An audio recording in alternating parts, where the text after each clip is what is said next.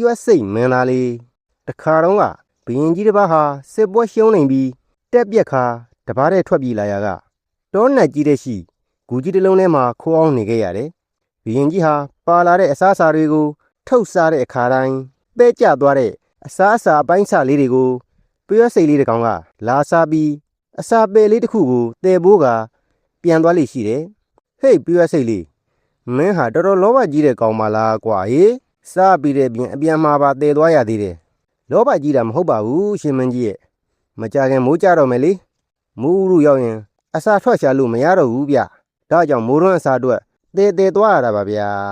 ဩဒီလိုလားအတော်ဝရိယရှိတဲ့ပရွက်စိတ်လေးပဲဘရင်ကြီးဟာဝရိယရှိတဲ့ပရွက်စိတ်လေးကိုသဘောကျပြီးအစာတွေချကျွေးတော့တယ်ဒီနေ့မှတော့ပရွက်စိတ်လေးဟာတိုးရဲသွားရင်စဉ်းစားလာမိတယ်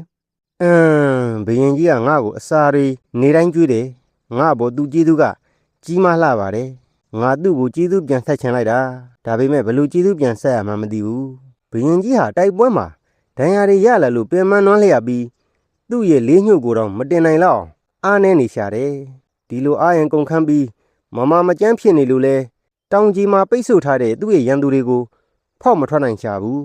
အဲ့ဒီရန်သူတွေကိုဖောက်ထွက်ပြီးဘရင်ကြီးသူ့နန်းတော်စီပြန်နိုင်အောင်ငါကူညီချင်လိုက်တာအဲ့ဒီလိုစန္ဒာပြင်းပြစွာရည်ရွယ်ရင်းပန်းသီးပင်တစ်ပင်ရဲ့အောက်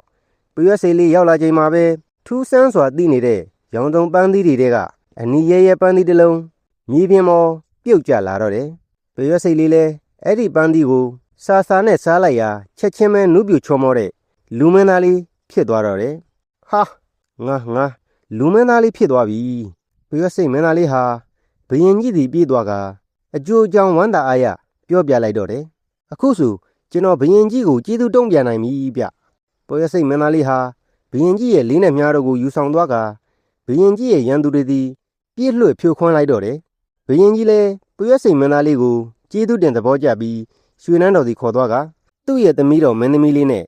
လက်ထပ်ထိမ်းမြပေးလိုက်တော့တဲ့ကွယ်ကလေးတို့လည်းကိုယ့်အပေါ်ကျေးဇူးရှိသူတွေကိုကျေးဇူးဆက်ရမယ်နော်